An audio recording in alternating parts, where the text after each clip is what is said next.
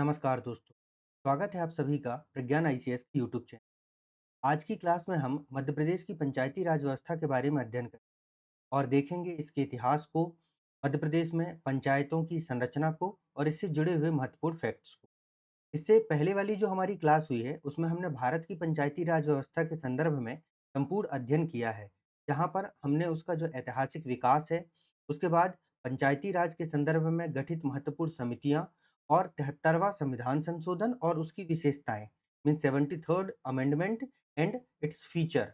और उसके बाद जो है पंचायतों से जुड़े हुए जो महत्वपूर्ण अनुच्छेद हैं, उन पर जो है हम लोग चर्चा कर चुके हैं। और आज जो हमारी क्लास है, उसमें हम पूरी तरीके से मध्य प्रदेश की पंचायती राज व्यवस्था के बारे में जो है अध्ययन करेंगे। के साथ ही अब मध्य प्रदेश में जो है पेशा भी लागू हो गया है, तो पेशा एक्ट के बारे में भी इसी क्लास में जो है हम चर्चा करेंगे, क्योंकि मध्य प्रदेश में वह 15 नवंबर 2022 के बाद से, है ना? जब राष्ट्रपति द्रौपदी मुर्मू मुर्मू जी के द्वारा जो है वह शहडोल में पेशा एक्ट को जो है लागू किया गया था, तब से पेशा भी हमारे लिए एक इम्पोर्टेंट टॉपिक हो गया है। वैसे इसको आप यूनिट 10 में जनजाति वाले चैप्टर में भी पढ़ते हैं, लेकिन पॉलिटी में हम इसको ज़्यादा बेहतर तरीके से समझ सकते हैं। तो चलिए क्लास को शुरू करते हैं। हाँ, एक चीज़ और है कि हमें मध्य प्रदेश में जो पंचायती राज व्यवस्था है, वह मध्य प्रदेश के पुनर्गठन के बाद का पढ़ना है, उससे पहले का नहीं। उससे पहले का जो जो भी अ, फैक्ट है, मतलब स्वतंत्रता के पूर्व और मध्य प्रदेश के गठन के पूर्व, वो हमारी प्रीलिम्स में नहीं पूछा जाता है। आज तक नहीं पूछा गया है और उसकी प्रोबेबिलिटी भी नहीं होती, क्योंकि उस समय मध्य प्रदेश जो है रीऑर्गेनाइज़्ड नहीं था। मध्य प्रदेश जो है 4 अलग-अलग भागों में बँटा हुआ था, आपको पता है, part A, part B, part C, इस तरीके से जो है।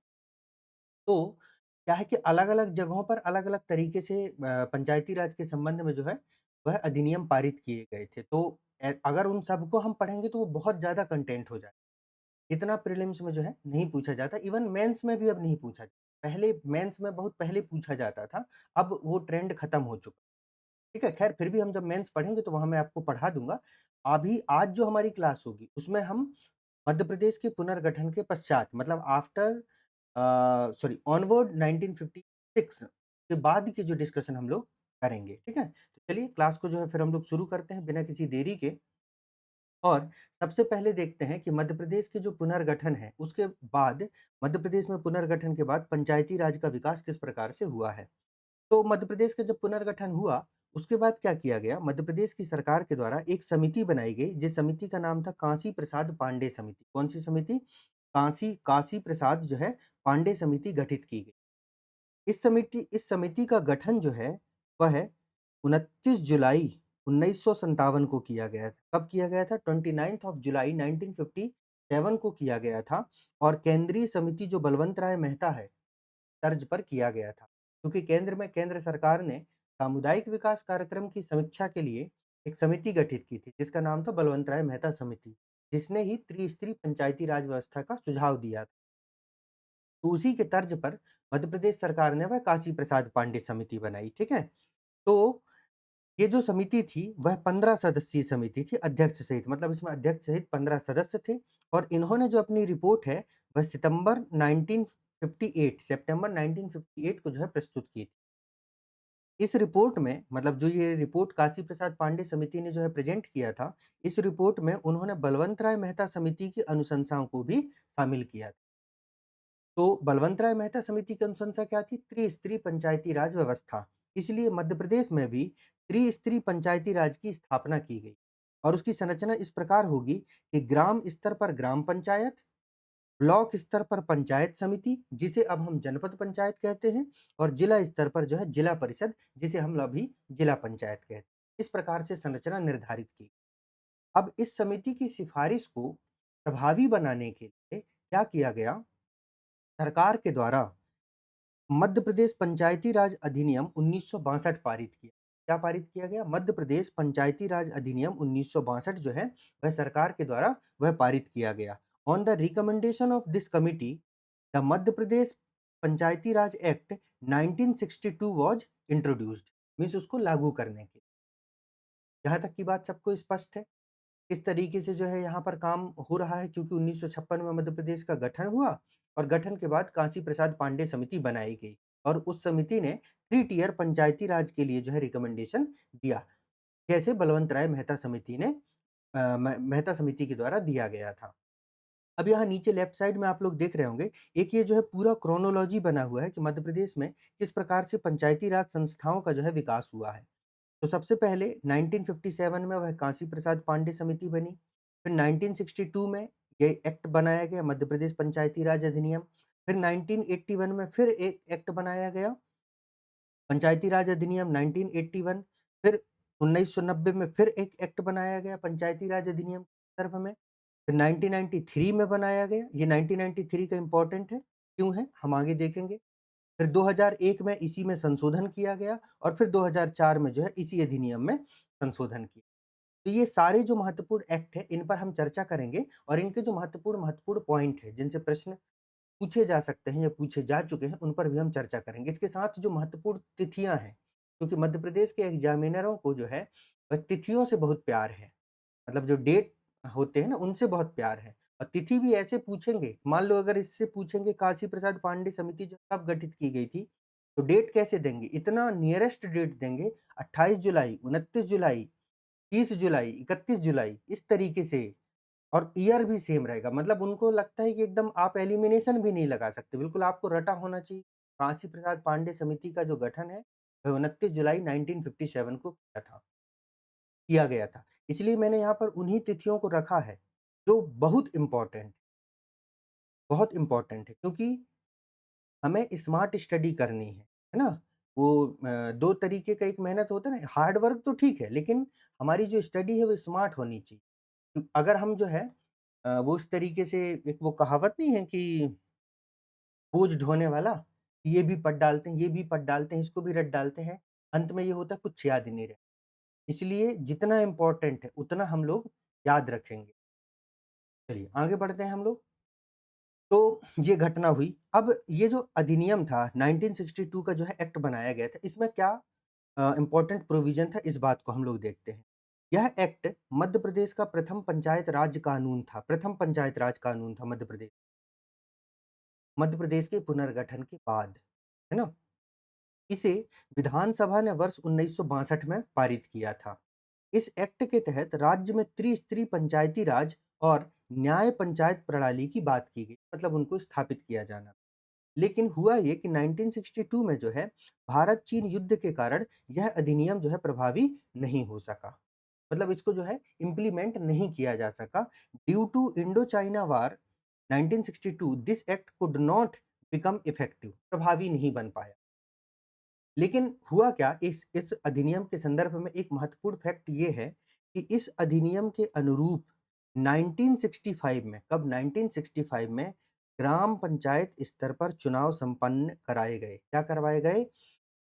In accordance with this act, election at the gram panchayat level were held in 1965। ये महत्वपूर्ण फैक्ट है कि मध्य प्रदेश में पहली बार ग्राम पंचायत स्तर पर चुनाव कब संपन्न कराए गए? तो कब कराए गए? 1965 में। किस एक्ट के तहत कराया गया? 1962 के एक्ट के तहत कराया गया। उसी उसके बाद इसी एक्ट के तहत 1971 में कब? 1971 में जो है वह जनपद पंचायत के चुनाव संपन्न कराए गए। मतलब आपको यहाँ पर ये याद रखना है कि मध्य प्रदेश में ये जो तीनों स्तर थे, मतलब ये जो 3 टियर सिस्टम था ना, इन सभी में एक साथ चुनाव नहीं हुआ है। ये जो 3 टियर सिस्टम है, इन सब में एक साथ चुनाव नहीं हुआ है। पहले नंबर पर क्या किया गया था, जो सबसे लोअर लेवल पर ग्राम पंचायत के स्तर पर चुनाव करवाया गया। फिर दूसरे नंबर पर क्या किया गया 1971 में जनपद पंचायत का चुनाव संपन्न कराया गया और उसके बाद फिर हम देखेंगे जो अगला एक्ट आएगा, उसके बाद हम देखेंगे कि फिर तीनों स्तरों में जो है वह एक साथ चुनाव संपन्न कराया जाएगा। यहाँ तक की बात सभी को स्पष्ट होगी? आगे बढ़ा जाए। अब हम देखते हैं, नेक्स्ट अधिनियम देखते हैं, मध्य प्रदेश पंचायती राज अधिनियम 1981। कौन-सा अधिनियम? मध्य प्रदेश पंचायती राज अधिनियम 1981। इसमें क्या हुआ? मध्य प्रदेश मंत्रिपरिषद समिति 1977 एक ये कमेटी बनाई गई थी, याद रखना ज़रूरी नहीं है। इसकी सिफारिशों के अनुरूप मध्य प्रदेश पंचायती राज अधिनियम 1981 को जो है लागू किया। और इसी के तहत पहली बार प्रदेश में त्रिस्तरीय व्यवस्था पर पूर्ण चुनाव संपन्न कराए गए। तो आपको यहाँ पर ये याद रखना है कि under this for the first time election on the three tier system were completed in the state. तो आपसे प्रश्न पूछा जाएगा कि मध्य प्रदेश में पहली बार कब तीनों स्तरों पर जो चुनाव हुए थे, वह मध्य प्रदेश के किस पंचायती राज अधिनियम के अंतर्गत कराए गए? तो किस पंचायती राज अधिनियम के अंतर्गत कराए गए थे दोस्तों? 1981 के अंतर्गत कराए, ठीक है? 1962 के अंतर्गत में, 1965 में क्या हुआ? ग्राम पंचायत स्तर पर हुआ, 1971 में जनपद पंचायत के स्तर पर हुआ, फिर 1981 में जो अधिनियम बनाया गया, उसके अंतर्गत क्या किया गया कि त्रिस्तरीय व्यवस्था पर चुनाव पूर्ण कराए गए। चलिए यहाँ तक की बात हो गई। इसके बाद में फिर अगला अधिनियम आता है। इंग्लिश वालों को थोड़ा-सा अभी राइट साइड में नहीं दिख रहा होगा, लेकिन मैं बोलते जा रहा हूँ तो आपको कोई दिक्कत नहीं होगी, ठीक है? बाद में जब आपको ये पीडीएफ मिलेंगे, जो भी सोर्स आप यूज़ कर रहे हैं, वहाँ पर सारी चीज़ एज़ इट इज़ दी हुई। बिल्कुल घबराना नहीं है आपको। मैं कुछ भी अलग से किसी दूसरे ग्रह से चीज़ें लाके नहीं पढ़ा रहा हूँ। जो भी स्टैंडर्ड सोर्स हैं, उन्हीं का यूज़ करके मैंने खुद भी पढ़ा है और आपको भी उनसे पढ़ा रहा हूँ। बहुत ज़्यादा आप दिमाग मत लगाइएगा, सोर्सेज़ के पीछे मत भागिएगा। अगर आपको पीडीएफ है, पीडीएफ चाहिए तो टेलीग्राम चैनल पर, और साथ में बहुत जल्द जो है मैं आपको जो पीडीएफ है, उसको क्या किया करूँगा, वीडियो के डिस्क्रिप्शन में जो है उसका लिंक अटैच कर दिया करूँगा। तो आपको टेलीग्राम में भी जाने की ज़रूरत, सीधे क्लास में जो क्लास आपने पढ़ा वहीं के डिस्क्रिप्शन में जाकर के सीधे लिंक से पीडीएफ डाउनलोड करो, आगे रिवीजन करो और एमसीक्यू प्रैक्टिस करो, है ना? अभी क्या है, थोड़ा-सा अकेला पड़ जाता हूँ तो बहुत सारी चीज़ें हो जाती हैं, कंटेंट बनाना, फिर वीडियो रिकॉर्ड करना, फिर उसको एडिट करके अपलोड करना, सब तमाम चीज़ें, फिर ऑफ़लाइन क्लासेस भी रहती हैं, एग्ज़ाम है तो वहाँ पे भी बच्चों को जो है 4-5 घंटे का समय देना पड़ता है। इस वजह से काफ़ी मतलब आप समझिए कि बहुत ज़्यादा अभी रश, मतलब जो टाइमिंग में जो है ना बहुत रश है, इस वजह से नहीं हो पा रहा है। लेकिन फिर भी जो बेस्ट है वो मैं आपको प्रोवाइड करने की, अभी पीडीएफ टेलीग्राम चैनल में आपको मिल जाएँगी। इसका लिंक डिस्क्रिप्शन बॉक्स में है, ठीक है? एक्चुअली इसमें ये भी है कि थोड़ा-सा जब सब्सक्राइबर इंक्रीज़ होते हैं, तो और भी फीचर्स मिलते हैं, मतलब चैनल में और भी चीज़ें करने के लिए फीचर्स मिलते हैं। लेकिन अभी क्या है, सब्सक्राइबर थोड़े कम हैं, तो बहुत सारे फीचर्स को जो है अब अभी हम यूज़ नहीं कर पा रहे हैं चलिए आगे बढ़ते हैं खैर। तो नेक्स्ट जो अधिनियम आता है, मध्य प्रदेश पंचायती राज अधिनियम 1990, 1990 का पंचायती राज अधिनियम। इसमें क्या किया गया भई? इसमें जो पंचायती राज अधिनियम 1981 है, उसको संशोधित करके इसे लाया गया था।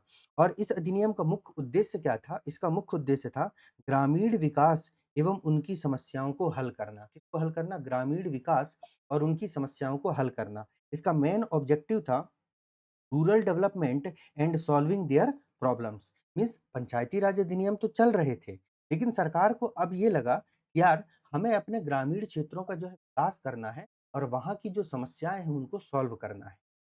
क्योंकि अभी तक क्या हो रहा था, देखिए पंचायती राज को संवैधानिक दर्जा इसीलिए ही दिया गया था ताकि one size fit for all policy जो है उसको क्या किया जा सके, दूर किया जा सके। समस्या क्या थी? केंद्र से या राज्य से जो पॉलिसीज बनाई जाती थी, वो पॉलिसी ऐसी होती थी कि one size fit for all, मतलब सपोज कीजिए कि आपने एक फ्री साइज कपड़ा ले लिया और उसको सबको पहना रहे। अब कोई व्यक्ति पतला है, दुबला है, मोटा है ना? ऊँचा है, कि हाइट कम है, सबको आप वही पहना रहे हैं। तो जिसके साथ तो वो जम गया, मतलब जिसके शरीर में वो फिट हो गया, उसको तो अच्छा लग रहा है, लेकिन बाकी की समस्या को वो सॉल्व नहीं कर, तो आप ऐसे समझिए कि राज्य सरकार ने एक ऐसी पॉलिसी बनाई कि ग्रामीण क्षेत्रों से जो है पानी की समस्या को दूर किया जाएगा, या सिंचाई साधन के संदर्भ में कोई पॉलिसी बनाई। अब हो क्या रहा है, कुछ जगह जहाँ पर जो है नियरेस्ट सोर्स ऑफ इरिगेशन जो है नियरेस्ट है, वहाँ पर तो सिंचाई का डेवलपमेंट हो जाएगा। लेकिन जहाँ पर सोर्स बहुत ज़्यादा दूर है, वहाँ पर वो पॉलिसी इम्प्लीमेंट नहीं हो पाएगी। या यहाँ जहाँ पर पहले से ही सिंचाई के साधन डेवलप्ड हैं, वहाँ पर फिर आप इसको कैसे इम्प्लीमेंट करोगे? इसलिए क्या है, पंचायती राज व्यवस्था का उद्देश्य ही ये था कि सारी पॉलिसी को जो है टेलर्ड किया जाएगा। मतलब टेलर्ड किया जाएगा मतलब क्या? हर पंचायत के अनुरूप पॉलिसी बनाई जाए। हर जो पूरा जिला है उसके अनुरूप, पूरा जिला पंचायत है उसके अकॉर्डिंग जो है पॉलिसी बनाई जाएगी। कि किस गाँव को किस चीज़ की ज़रूरत है, किस गाँव को सड़क की ज़रूरत है, किस गाँव को कहाँ पर पुल की ज़रूरत है, कहाँ पर सिंचाई साधनों का विकास करना ज़्यादा ज़रूरी है। जैसे टेलर होता है ना कि हर व्यक्ति का अलग-अलग नाप लेकर के कपड़े बनाते हैं, तो उसकी फिटिंग अच्छी होती है। लेकिन वही है कि जो आप मार्केट से जो रेडीमेड चीज़ें लेते हैं, उसमें फिटिंग में दिक्कत आती है, फिर उसको अलग से फिट करवाना। पंचायती राज संस्था का तो उद्देश्य ही यही था। यहाँ तक की बात सबको स्पष्ट होगी। आगे बढ़ते हैं अब हम लोग। चलिए ये एक्ट तो क्या कहते हैं पारित किया गया, लेकिन अब सबसे महत्वपूर्ण एक्ट आने वाला है, वो एक्ट है मध्य प्रदेश पंचायती राज अधिनियम 1993। अब ये महत्वपूर्ण क्यों है? क्योंकि ये एक्ट जो है वह 73वें संविधान संशोधन जो 73rd कॉन्स्टिट्यूशनल अमेंडमेंट एक्ट था ना 1992 को प्रभावी बनाने के लिए लाया जाएगा। मतलब मध्य प्रदेश में जो पंचायती राज अधिनियम है, उसको जो संवैधानिक पंचायती राज अधिनियम संविधान के मैंडेट को पूरा करने के लिए इस एक्ट को लाया गया है। क्लियर है बात? अब इसके बारे में इसकी महत्वपूर्ण चीज़ों को देखते हैं क्योंकि यहाँ से प्रश्न ऑलमोस्ट बनते ही बनते हैं। क्या हुआ इस अधिनियम में भैया? पहली बात तो हम समझते हैं कि 73वें संविधान संशोधन अधिनियम के अनुरूप मध्य प्रदेश पंचायती राज अधिनियम 1993 लाया गया। अब इसके सारे डेट इंपॉर्टेंट है जो हमको याद कर लें।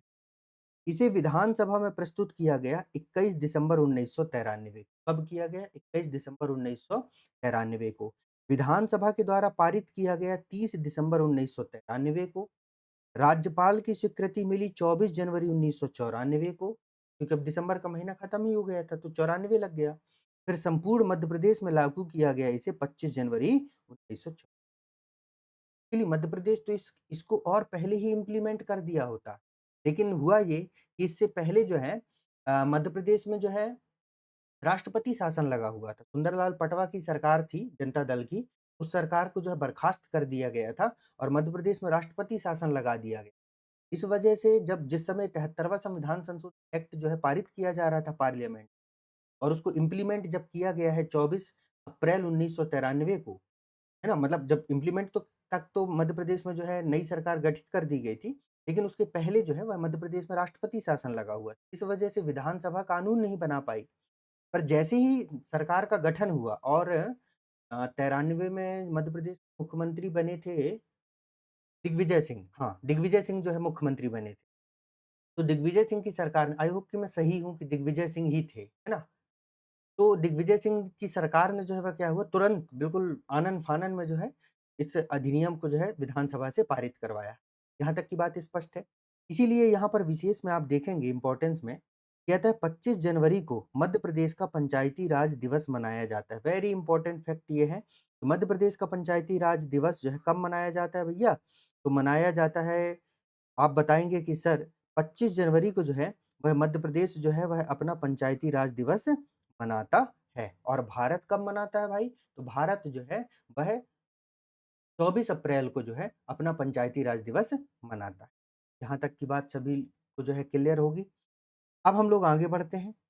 नेक्स्ट जो एक्ट इसी एक्ट जो भी बातें मैं बोल रहा हूँ वो इंग्लिश में भी लिखी हुई है ना? आपको बिल्कुल परेशान होने की ज़रूरत नहीं है। अब इस अधिनियम में ये जो 1993 का अधिनियम, इसी अधिनियम में कई बार संशोधन किए। क्लियर है बात? उन संशोधनों को याद रखना अभी उतना ज़रूरी नहीं है, लेकिन एक बार हम रीड कर देते हैं। खुदा ना ख़ास्ता आपके कर्म बहुत ही ज़्यादा खराब होंगे, है ना? पिछले जन्म के अगर कर्म फलीभूत हो गए, तो एग्ज़ामिनर ऐसे प्रश्न भी एग्ज़ाम में डाल सकते हैं। वैसे अभी तक नहीं देखे गए हैं इतने इस तरीके के प्रश्न, लेकिन कई बार होता है ना कि बहुत ज़्यादा पिछले जन्म के जो कर्म हैं वो फलीभूत हो जाते हैं, तो बनते काम भी बिगड़ जाते हैं, है ना? और इनके अच्छे कर्म होते हैं, उनके बिगड़ते काम भी बिगड़ जाते हैं। तो इसमें प्रथम संशोधन कब किया गया? 27 सितंबर 1994 को किया गया। इसमें यहाँ पर क्या हुआ, सहयोग तथा समाप्त करके मासिक बैठक का प्रावधान किया गया। सीधी-सी बात ये है, ये थोड़ा-सा मिसप्रिंट है यहाँ पर, है ना? मतलब यहाँ पर क्या था कि जो मासिक बैठक का प्रावधान है, वो यहाँ पर किया गया था। क्या किया गया था? मासिक बैठक का प्रावधान किया गया कि ग्राम सभा जो है, वह महीने में 1 बार बैठक करेगी। फिर उसके बाद में जो द्वितीय संशोधन हुआ 23 दिसंबर 1994 को। इसमें क्या किया गया, जिला एवं जनपद पंचायत के उपाध्यक्ष को शिक्षा समिति का अध्यक्ष बनाया गया। जिला एवं जनपद पंचायत के उपाध्यक्ष को शिक्षा समिति का फिर जो तृतीय संशोधन हुआ है 19 दिसंबर 1995 को, तब ग्राम सभा की बैठक को जो है अनिवार्य की गई। ये इम्पोर्टेंट है। ये वाला जो फैक्ट है इसको आपको याद रखना है कि मध्य प्रदेश पंचायती राज अधिनियम 1993 में जो उसका तृतीय संशोधन किया गया था दिसंबर 1995 में, वहाँ पर ग्राम सभा की बैठक को जो है अनिवार्य बना दिया। मासिक मतलब महीने में 1 बार तो ग्राम सभा की बैठक होगी ही होगी। फिर बाद में इसको भी बदला जाएगा क्योंकि ये एक जो है इम्प्रैक्टिकल अमेंडमेंट था। क्योंकि हर महीने ग्राम सभा की बैठक आयोजित करवाना जो है, कुछ पंचायतों में तो ठीक था, लेकिन बहुत जगह समस्या हो रही थी। तो फिर इसको बाद में जो है अमेंड किया जाएगा, वो अभी हम आगे देखेंगे।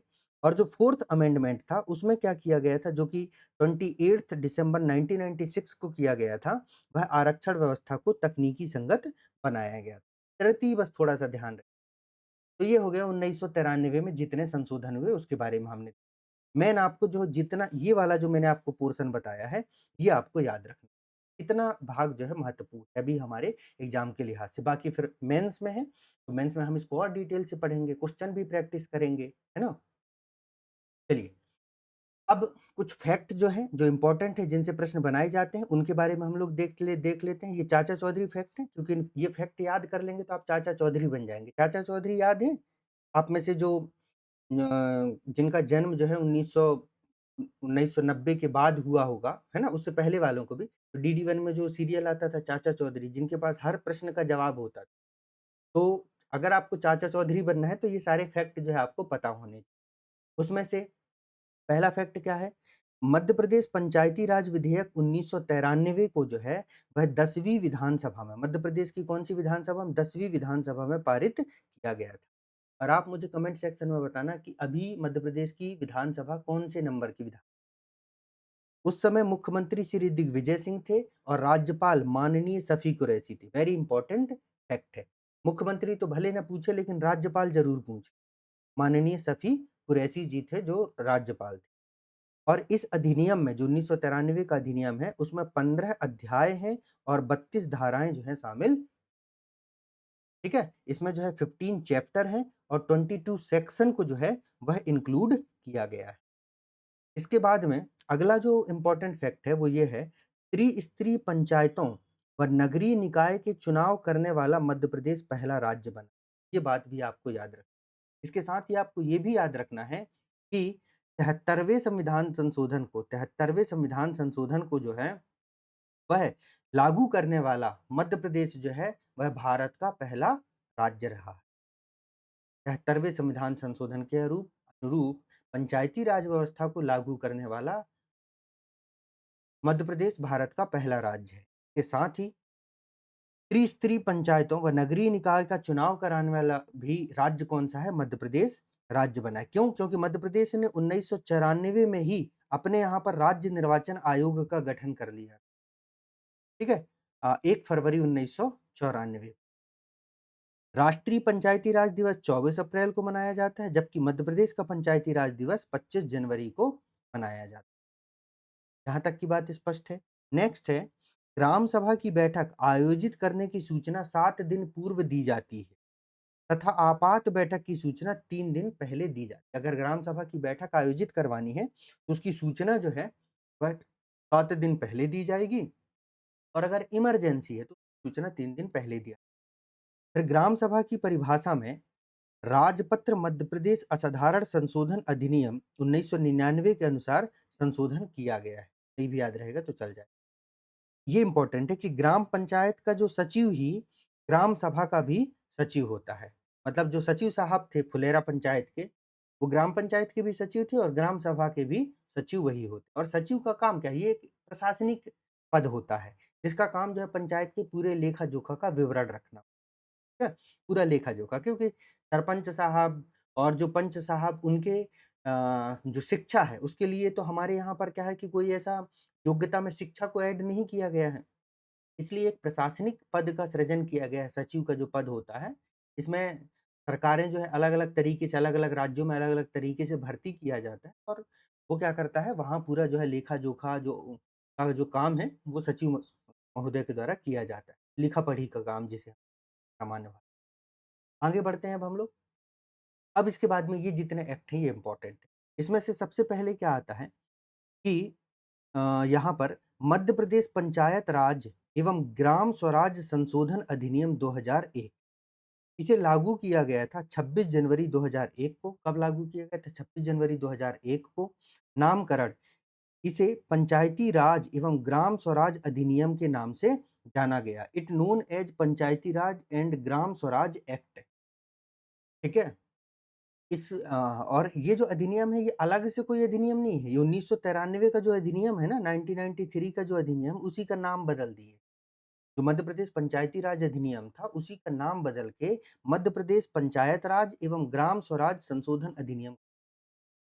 क्लियर है बात? 2001 में। इसमें प्रावधान क्या किए गए? प्रावधान ये किया गया, पृथक ग्राम सभा का गठन, है ना, राजस्व एवं वन ग्राम के लिए। ठीक है, जो राजस्व ग्राम होते हैं और जो वन ग्राम होते हैं, इनके लिए पृथक ग्राम सभा के गठन का प्रावधान किया गया। पहली बात तो ये हो गई। फिर बैठक में क्या परिवर्तन किया गया? ग्राम सभा की बैठक महीने में एक बार अनिवार्य कर दी। महीने में एक बार तो ग्राम सभा की बैठक आयोजित की ही की जाएगी। ठीक है, ये यहाँ पर अनिवार्य कर दिया गया। इसके साथ ही ग्राम सभा में जो गढ़ पूर्ति की संख्या है, उसको 20% मतलब जो है फिक्स कर दिया गया। कितना? 20%, जिसमें 1/3 महिलाएं जो है अनिवार्य कर दी। अब ये क्या है कि मान लीजिए किसी गांव की जनसंख्या वो 1000 है। कितनी है? गांव की जनसंख्या जो है वह 1000 है। तो 1000 का 20% मतलब कितना? 200। मतलब ग्राम सभा की बैठक तभी आगे बढ़ाई जाएगी, आयोजित की जाएगी, जब 200 लोग प्रेजेंट होंगे। अब इस 200 में से भी 1/3 क्या होंगे? महिला होंगे। मतलब इस 200 का जो है 25%, 200 का 25% कितना होता है? 100% हो गया। कितना? 200 और 50% 100, और फिर उसका जो है आधा कर दो 25, तो 50। मतलब इस 200 में भी 50 जो है क्या होनी चाहिए? महिलाएं होनी। तो 200 लोग तो होने ही होने चाहिए। साथ में जो है 50 लोग इसमें जो है वो क्या होनी चाहिए? महिलाएं होनी। ये प्रावधान इसमें किया गया। क्लियर है बात? नेक्स्ट और क्या किया गया इस संशोधन अधिनियम में? ग्राम कोष। प्रत्येक ग्राम सभा में एक ग्राम कोष की व्यवस्था की गई, जिसके निम्नलिखित अंग है। क्या क्या है? अन्न कोष, श्रम कोष, वस्तु कोष और नगद कोष। कोष का मतलब जानते हो ना? ट्रेजरी, जहां से जरूरत पड़ने पर जो है कुछ रिसोर्सेस को लिया जा सके, है ना? तो उसी तरीके से ग्राम कोष की व्यवस्था की गई कि भैया वहां पर कोष बनाओ, और अन्न कोष बनाओ, श्रम कोष बनाओ, वस्तु कोष बनाओ, नगद कोष बनाओ। तो जैसे जब कभी अन्न की जरूरत हो तो अन्न कोष से जो है वह उसको प्रॉब्लम को सॉल्व किया जा सके। श्रम कोष मतलब श्रम के लिए पंचायत में जो है श्रम कोष बनाया जाए, ताकि जब जहाँ पंचायत के काम की ज़रूरत हो, उस तरीके से जो है वह क्या है, श्रमिकों की आवश्यकता की पूर्ति की जा सके। वस्तु कोष, नगद कोष, इस प्रकार से। और इसके साथ ही 8 स्थायी समितियों का प्रावधान किया गया। क्या किया गया? 8 स्थायी समितियों का प्रावधान किया गया, जिसमें एक समिति थी ग्राम विकास, दूसरी थी सार्वजनिक संपदा, तीसरी थी कृषि, चौथा था स्वास्थ्य, पाँचवाँ रक्षा, छठवाँ अधोसंरचना निर्माण, छठवाँ शिक्षा और आठवाँ सामाजिक न्याय। ये जो अलग-अलग समितियाँ थी, कुछ नहीं, जो ग्राम सभा के जो मेंबर हैं, सॉरी, ग्राम पंचायत के जो मेंबर हैं, उनसे ही मिलकर के ये समिति बनाई जानी। ग्राम विकास समिति का क्या क्या काम होगा? भैया गाँव में किस प्रकार विकास की ज़रूरत है, कहाँ पुल बनाने हैं, विकास के लिए योजना बनाना। सार्वजनिक संपदा, जो गाँव की जो सार्वजनिक संपदा है, मतलब जो जैसे पंचायत भवन है, या जो जिसको गाँव के भाषा में कहा जाता है कि घास ज़मीन है ना? तो उनका जो है रख-रखाव, कृषि के संदर्भ में सिंचाई के साधनों का विकास, सब तमाम चीज़ें। स्वास्थ्य के संबंध में, है ना? रक्षा के संबंध में, अधोसंरचना, वही सड़क, पुल, नाली, ये सब तमाम चीज़ें। शिक्षा के संबंध में, स्कूल वगैरह के संबंध में, खास करके प्राइमरी स्कूल, मतलब उनका रख-रखाव, है ना? आंगनवाड़ी, इन सब का रख-रखाव। सामाजिक न्याय समिति बनाई जाएगी कि समाज में जो बेनिफिशियरी उनकी पहचान की जाएगी, कि मान लीजिए कि दिव्यांगों के लिए कोई योजना चलाई जा रही है, तो दिव्यांगों की पहचान कीजिए, कि आपके गाँव में उनका जो है पूरा डेटा निकालिए कि आपके गाँव में कितने दिव्यांग हैं, ठीक है? कितने लोग हैं जो वृद्ध हैं, ताकि उनको जो है फिर सरकारी योजनाओं से जोड़ा जा सके, ये सब तमाम चीज़। नेक्स्ट अधिनियम, इसी में संशोधन किया गया 2001 में, मध्य प्रदेश पंचायत राज संशोधन अधिनियम 2004। इसमें क्या किया गया? राजपत्र में प्रकाशित हुआ था 14 दिसंबर 2004 को। डेट याद रखना इम्पोर्टेंट नहीं है। प्रावधान क्या किया गया? ग्राम सभा की 2 स्थायी समितियाँ होंगी। मतलब ये 8 स्थायी समितियाँ तो बना ही दी गई, साथ में 2 समितियों को स्थायी कर दिया गया, मतलब ये हमेशा बनी रहेंगी। और वो समिति कौन थी? एक तो थी ग्राम निर्माण समिति और ग्राम विकास, क्योंकि ये ज़रूरी थी। ग्राम निर्माण और ग्राम विकास समिति, ये स्थायी समिति। जैसे हम लोग संसद में पढ़ते हैं, संसद जो लोकसभा या राज्यसभा या पार्लियामेंट की स्थायी समितियाँ और एड हॉक कमिटी के बारे में उसी तरीके। और इसके साथ ही वही मैंने बताया था कि जो पहले ग्राम सभा की जो बैठक है, महीने में 1 बार अनिवार्य कर दी गई, को बदल करके ये कहा गया कि 1 वर्ष में ग्राम सभा की 4 बैठक तो अनिवार्य है। मतलब अगर आप हर महीने आयोजित कर सकते हैं तो कोई समस्या नहीं है, कीजिए। ग्राम सभा की बैठक अगर हर महीने आयोजित की जा सकती है तो कीजिए, कहीं कोई समस्या की बात नहीं है। लेकिन 4 बैठक तो अनिवार्य है भैया, 4 करना ही करना पड़ेगा। कब-कब? जनवरी में करना है आपको साल की शुरुआत में, अप्रैल में करना है आपको, फिर जुलाई-अगस्त में करना है, ये जुलाई-अगस्त एक साथ है, जुलाई-अगस्त में करना है और फिर अक्टूबर में करना है। ये 4 बैठकें तो मैंडेटरी। और ग्राम सभा में गढ़ पूर्ति जो पहले 20% था उसको 10% कर दिया गया, या 500 जो भी कम हो। ठीक है? या तो 10% या 500 जो भी कम हो उसके आधार पर ग्राम सभा की बैठक को संचालित किया जा सकता है। मतलब सीधी-सी बात ये है कि भाई कानून बनाए, अब देखें कि यार क्या समस्या है, उस समस्या को सॉल्व करने के लिए उसमें संशोधन। स्पष्ट है बात? थोड़ा-थोड़ा सा भी याद रखना, इतना डेप्थ में नहीं पूछेगा पीएस। लेकिन वही बात है कि भाई हमको भी नहीं पता ना कि वो कब कहाँ से क्वेश्चन पूछे। तो हम एक बार 1-2 बार पढ़ लें, 2-4 ठो एमसीक्यू प्रैक्टिस कर लें, क्वेश्चन आ गया तो अच्छी बात, नहीं आया तो मेंस में काम आएगा ही आएगा। आगे बढ़ते हैं। अब आता है मध्य प्रदेश में ग्राम पंचायत की पूरी संरचना को हम लोग समझ लेते हैं बिल्कुल क्विकली, सुपर फास्ट स्पीड से, क्योंकि इससे संबंधित संबंध में जो है हमने अपनी पिछली क्लास में डिटेल से स्टडी किया। त्रिस्तरीय पंचायती राज व्यवस्था का जो है उसमें ग्राम पंचायत के बारे में सबसे पहले पढ़ते हैं। यह प्राथमिक स्तर पर निर्वाचित सदस्यों की कार्यपालिक संस्था है। अब आपको एक याद रखना है, ये जो ग्राम पंचायत होती है वो कार्यपालिक संस्था होती है। कैसी संस्था होती है? कार्यपालिक संस्था होती है, एग्जीक्यूटिव बॉडी होती है। कैसी बॉडी होती है? एग्जीक्यूटिव बॉडी होती है। ध्यान से सुनना भाई लोगों। एग्जीक्यूटिव का मतलब क्या होता है? ये पॉलिसी बनाते नहीं हैं, ये पॉलिसी को इम्प्लीमेंट करते हैं। क्या करते हैं? पॉलिसी को इम्प्लीमेंट करते हैं। ग्राम सभा को हम एक तरीके से जो है वह विधायी संस्था कह सकते हैं, क्योंकि ग्राम सभा का काम जो है विधायिका की तरह होता है, लेकिन उसके पास विधायी पावर है नहीं। वो पावर जिला पंचायत के, इसके पास है जिला पंचायत। क्लियर है? तो ये यहाँ पर क्या हुआ? It is the executive body of elected member at the primary level. कौन-सा? ग्राम पंचायत। ग्राम पंचायत का गठन किस प्रकार से किया जा सकता है? अगर हम जनसंख्या या आबादी की बात करें, तो न्यूनतम 1000 तथा अधिकतम 5000। मतलब एक ग्राम पंचायत में मिनिमम 1000 जनसंख्या तो होगी ही होगी, और मैक्सिमम कितनी हो सकती है? 5000 जनसंख्या हो सकती है। 5000 से ज़्यादा होगी तो फिर उसके लिए उसके लिए नया ग्राम पंचायत का गठन किया। यहाँ तक की बात स्पष्ट है? फिर जब एक ग्राम पंचायत में वार्ड संख्या कितनी हो सकती है, मतलब वार्डों की संख्या कितनी हो, तो कम से कम 10 वार्ड, 10 वार्ड तो होंगे ही होंगे। मान लीजिए कि वहाँ की जनसंख्या जो है वह 1500 है, कितनी है? 1500 है। तो वहाँ पर जो है 10 वार्ड तो होंगे ही। लेकिन अगर वहाँ की जनसंख्या सपोज़ कर लो कि 4500 है, कितनी है? 4500, तब हो सकता है कि वहाँ पर जो है वह वार्डों की संख्या 10 से ज़्यादा हो। पर कितना? तो मैक्सिमम कितनी? 20, 20 से ज़्यादा नहीं। यहाँ तक की बात क्लियर है? तो यहाँ पर लिखा भी हुआ है देखिए कि कम से कम 10 वार्ड एवं 1000 से अधिक आबादी होने पर अधिकतम 20 वार्ड, से ज़्यादा नहीं। At least 10 wards and maximum 20 wards on population of more than. अब ग्राम पंचायत के प्रमुख को क्या कहते हैं भैया? सरपंच साहब कहते हैं। उप प्रमुख को क्या कहते हैं? उप सरपंच साहब कहते हैं। और जो वार्ड के सदस्य होते हैं, उनको क्या कहा जाता है? पंच कहा जाता है। क्या कहा जाता है?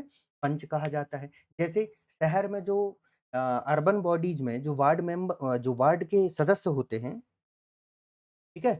अ,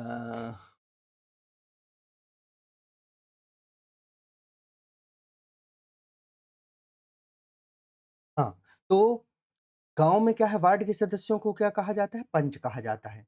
कार्यकाल की अगर हम बात करें तो कितना होता है? 5 वर्ष तक। कार्यकाल कितना? 5 वर्ष। लेकिन अगर पंचायत का आकस्मिक विघटन हो जाए, मतलब जो है अगर सडन या एक्सीडेंटल डिसोल्यूशन हो जाए, तो 6 महीने के अंदर उपचुनाव करवाने का प्रावधान है। क्या है? 6 महीने के भीतर जो है उपचुनाव करवाने का प्रावधान किया गया है। ध्यान से सुनिएगा, मैं क्या कह रहा हूँ? उपचुनाव। उपचुनाव, ठीक है? इसका वैसे पूरा सा एक जो है प्रोविज़न है, इस चुनाव का जो है एक पूरा प्रोविज़न है। कैसे? ज़रा इस बात को थोड़ा-सा आप लोग समझ लीजिए।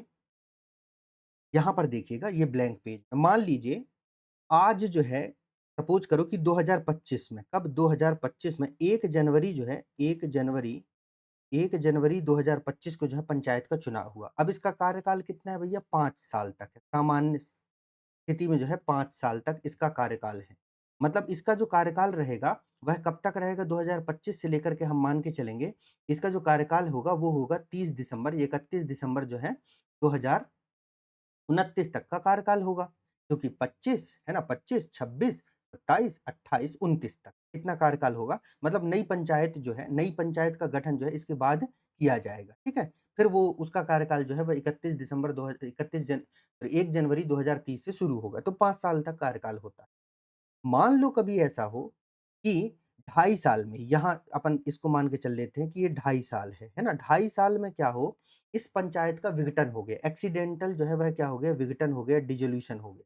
किसी कारण से यह पंचायत जो है विघटित तो फिर क्या किया जाएगा, यहाँ पर उपचुनाव करवाया जाएगा। क्या करवाया जाएगा? उपचुनाव करवाया जाएगा और जब उपचुनाव होगा, तो ये जो नई पंचायत गठित होगी, ये जो नई पंचायत गठित होगी, इसका कार्यकाल इस बचे हुए टाइम पीरियड के लिए ही होगा, याद रखना। पूरा 5 साल के लिए नहीं होगा, जैसे लोकसभा, विधानसभा में होता है। तो मान लीजिए लोकसभा का विघटन हो गया तो जो नए इलेक्शन होंगे और जो नई सरकार गठित नए लोकसभा का गठन होगा वो पूरे 5 साल तक चलती। इसमें ऐसा नहीं होगा। जो नई पंचायत चलेगी वो फिर कितना चलेगी? 2.5 साल ही चलेगी। 2.5 साल के बाद फिर से चुनाव करवा के चुनाव करवाया जाएगा।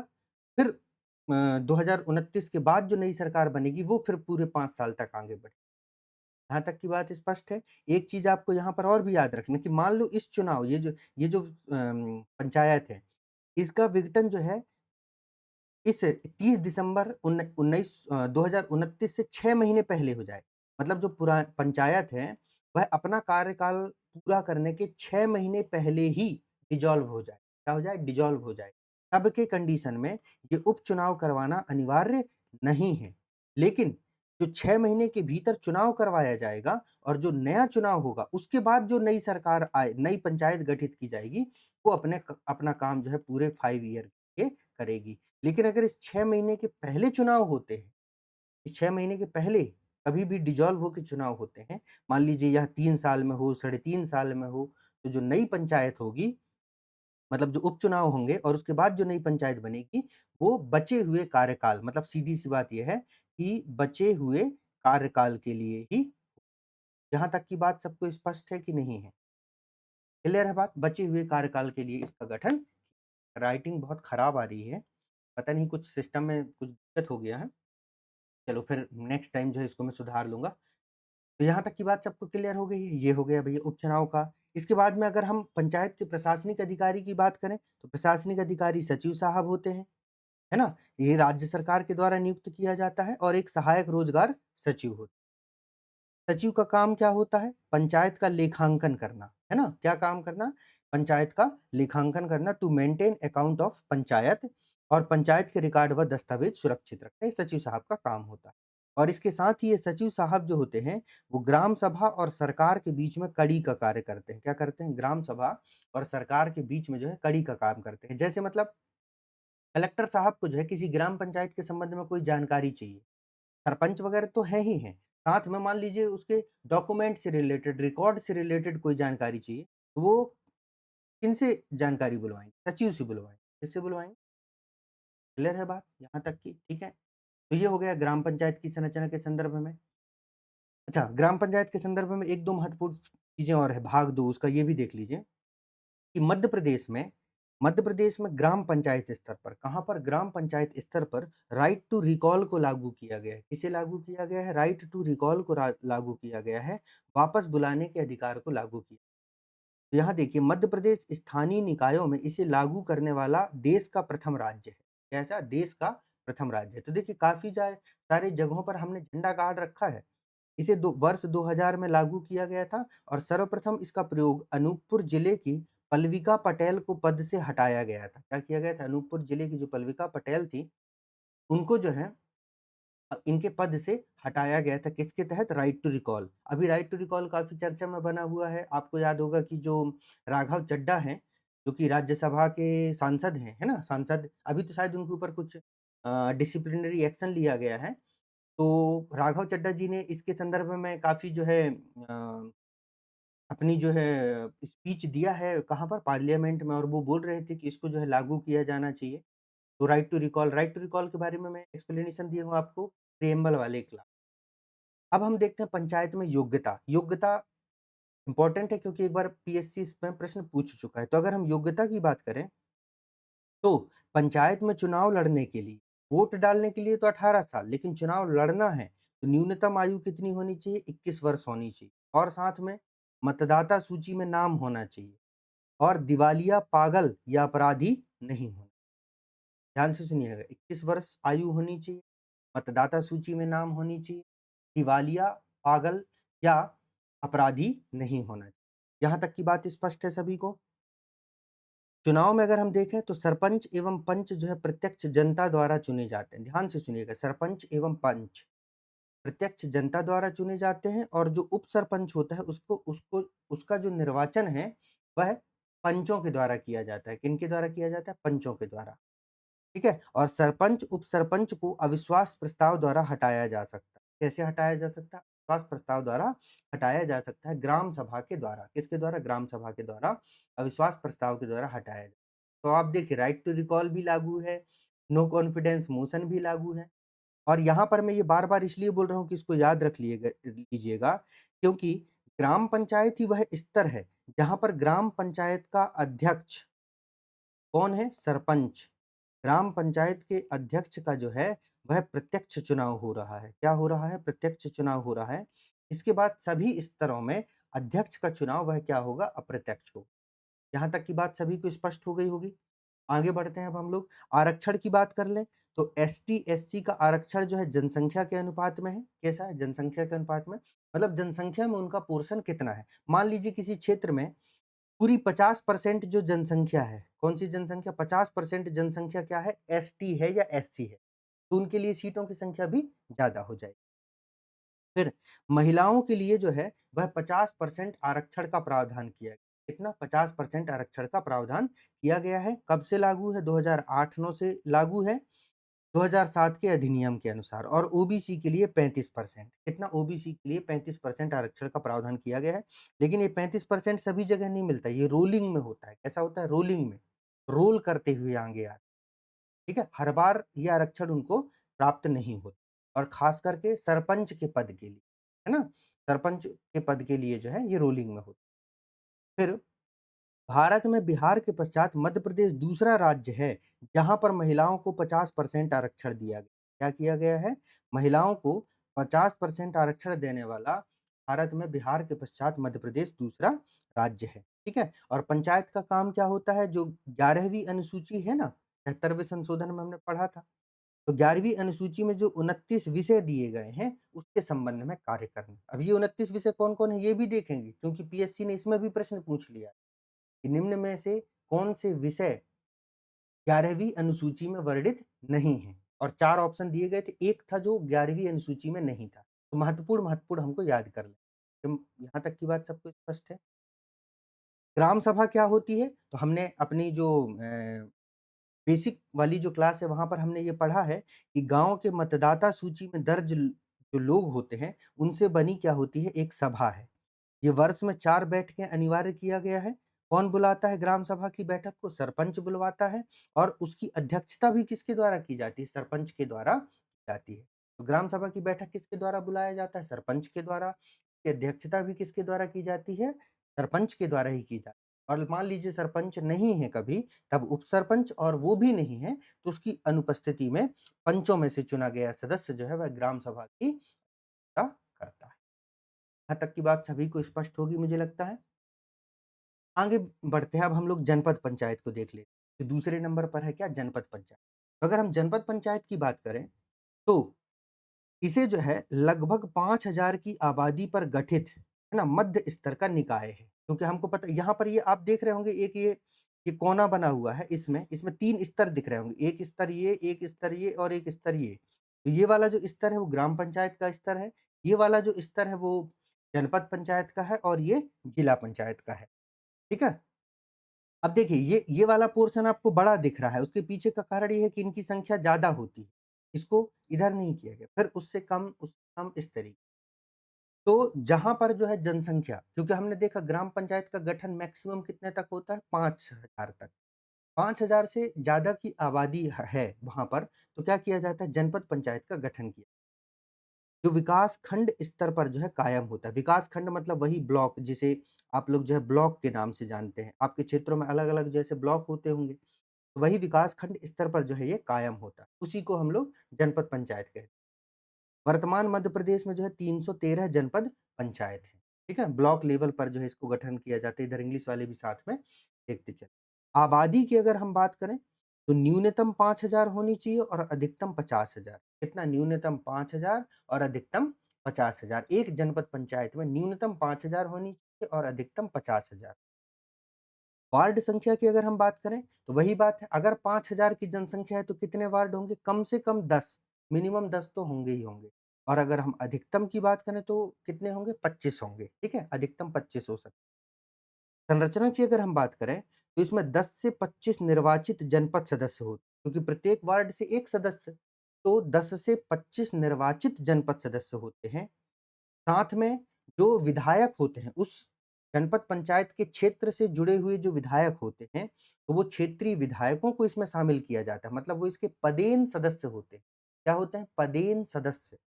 और ब्लॉक क्षेत्र की पंचायतों के 15 सरपंच, ये रूलिंग में है। तो आप ऐसे समझ लीजिए कि इसमें जो है वह कौन-कौन शामिल होते हैं। एक ये ब्लैंक पेज हमने लिया था, यहाँ मैं लेके चलता हूँ, है ना? इस ब्लैंक पेज में जो है हम लोग देखते हैं, देखिए, मान लीजिए एक जनपद पंचायत है, ये जो है एक जनपद पंचायत है।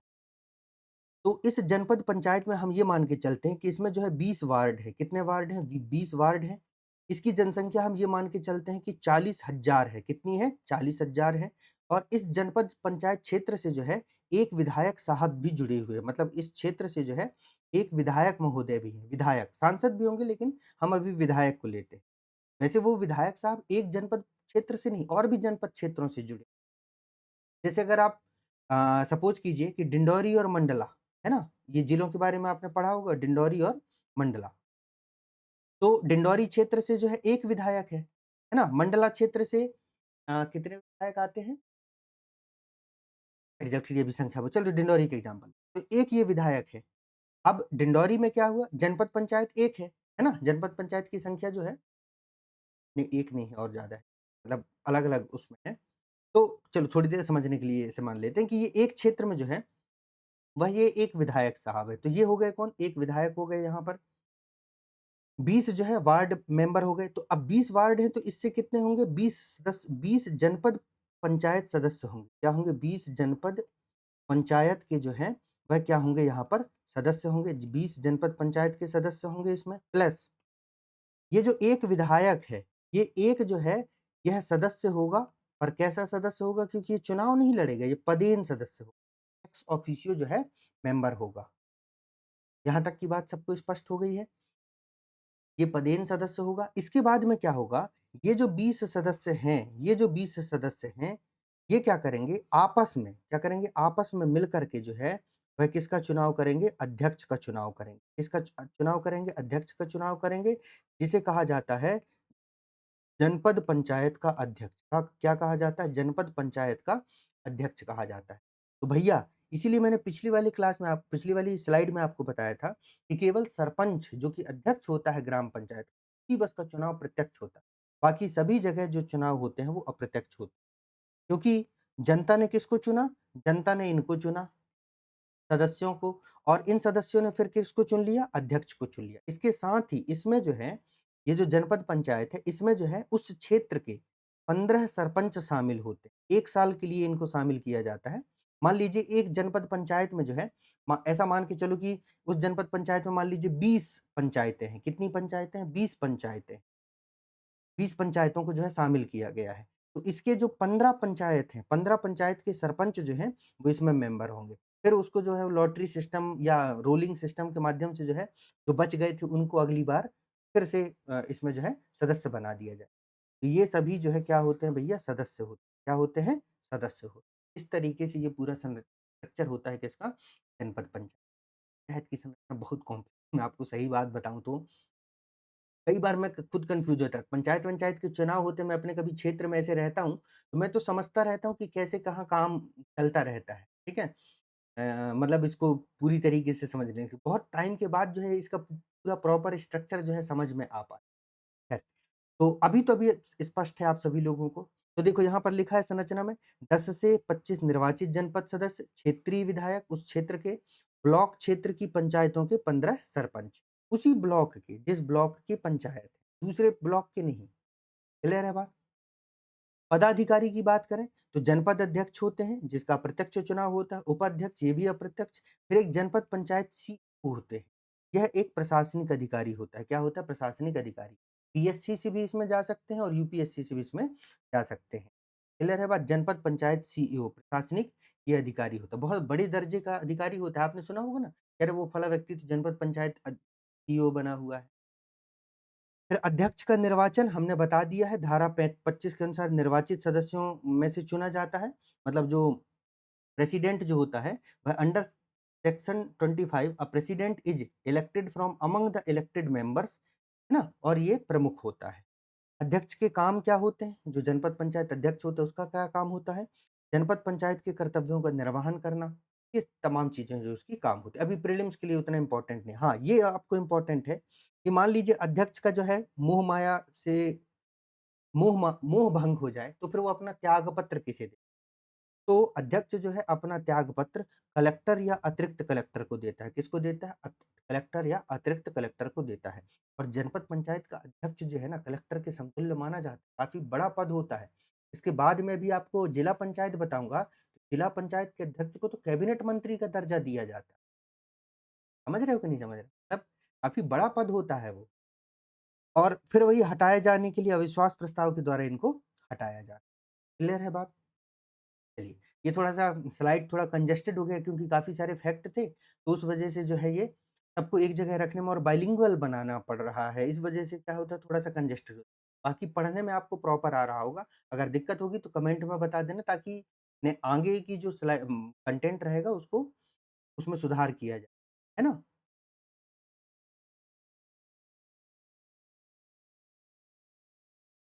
क्लियर है? चलिए, अब हम लोग देख लेते हैं जिला पंचायत की ये भी बहुत महत्वपूर्ण है। जिला पंचायत में अगर हम देखें तो लगभग 50,000 की आबादी पर गठित पंचायत प्रणाली का शीर्षस्थ स्तर का निकाय जो जिला स्तर पर कायम होता है, ठीक है? 50,000 से ज़्यादा की आबादी पर गठित शीर्षस्थ निकाय क्या होता है? जिला पंचायत होता है। तो अगर आपसे पूछा जाए कि कहाँ पर जिला पंचायत होगा तो ऐसा क्षेत्र जहाँ की आबादी जो है वह 50,000 से ज़्यादा हो। क्लियर है बात? ठीक है? वार्ड की संख्या एक जिला पंचायत में कितनी होगी? कम से कम 10 व अधिकतम 35 हो सकती है। इसको ऐसे समझते चलिए 10 तो सब में है ही मिनिमम। तो पंचायत में 10 से 20, जनपद पंचायत में 10 से 25, जिला पंचायत में 10 से 35। ठीक है? इसको इस तरीके से आप याद कर लीजिए। संरचना की अगर हम बात करें तो 10 से 35 जो है निर्वाचित सदस्य होते हैं। जितने वार्ड उतने सदस्य। इसके बाद ध्यान से सुनिएगा क्षेत्रीय लोकसभा तथा राज्यसभा के सदस्य, क्षेत्रीय लोकसभा तथा राज्यसभा के सदस्य, regional Lok Sabha and Rajya Sabha member, है ना? इसके साथ ही जिले के सभी विधानसभा सदस्य, जिले के सभी विधानसभा सदस्य और जनपद पंचायतों के सभी अध्यक्ष जो है इसके मेंबर, इतने सारे इसमें मेंबर होते हैं। इसको आप ऐसे समझिए कि सपोज कीजिए कि आप इंदौर में हैं, है ना? तो इंदौर में क्या है? इंदौर में मान के चलो हम ये मान के चल लेते हैं 35 वार्ड हैं। कितने वार्ड हैं? 35। तो 35 सदस्य होंगे। इसके बाद मान लीजिए इंदौर क्षेत्र से थोड़ी देर समझने के लिए मान लेते हैं कि जो है इंदौर पूरा क्षेत्र है, वहाँ से जो है 1 लोकसभा अध्यक्ष हैं। कितने लोकसभा अध्यक्ष हैं? 1 लोकसभा अध्यक्ष और उसी क्षेत्र से जो है 1 राज्यसभा लोकसभा अध्यक्ष कह रहा हूँ सॉरी, लोकसभा के सांसद हैं और उसी क्षेत्र से 1 राज्यसभा के सांसद हैं।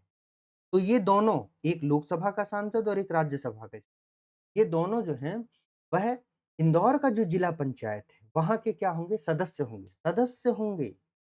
अध्यक्ष ना हो बन जाएँगे, क्या होंगे? सदस्य होंगे। फिर उस क्षेत्र में मान लीजिए इंदौर के क्षेत्र में जो है मान लीजिए कि 6-7 विधायक, मान लो 6 विधायक हैं। तो ये जो 6 विधायक हैं, ये भी जिला पंचायत के क्या होंगे? सदस्य होंगे, अध्यक्ष नहीं सदस्य होंगे। क्लियर है? इसके साथ ही उस जिला पंचायत में जितने जनपद पंचायत मान लीजिए इंदौर जिला पंचायत के क्षेत्र में जो है, वह मान लीजिए 5 जनपद पंचायत कितने? 5 जनपद पंचायत हैं। तो इन पाँचों जनपद पंचायत के जो हैं, वह क्या अ, जो अध्यक्ष हैं, पाँचों जनपद पंचायत के जो अध्यक्ष हैं, जो जनपद अध्यक्ष हैं, वो क्या होंगे? जिला पंचायत के सदस्य। कितने लोग इसके मेंबर होते हैं? इम्पोर्टेंट फैक्ट है, दोस्तों कृपया करके याद रखिए, पूछे जाते हैं। क्लियर है बात? ठीक है, आगे बढ़ते हैं अब हम लोग।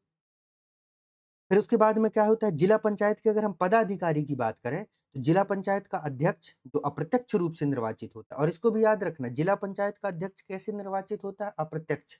कौन निर्वाचित करता है?